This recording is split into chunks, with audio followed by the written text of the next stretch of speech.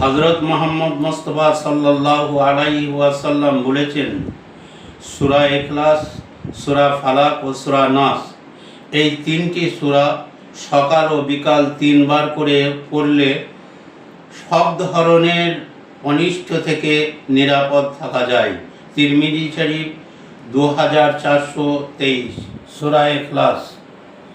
কুল হুয়াল্লাহু আহাদ আল্লাহুস সামাদ লাম ইয়ালিদ ওয়া লাম ইউলাদ ওয়া লাম ইয়াকুল লাহু কুফুয়ান আহাদ।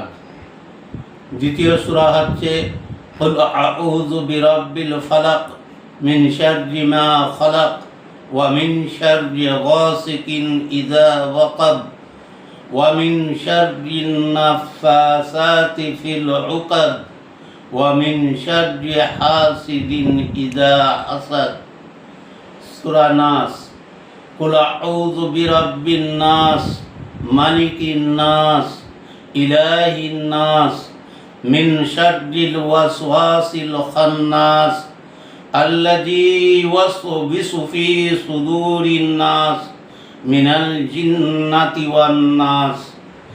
এই সূরাগুলো 3 বার করে পাঠ করবেন।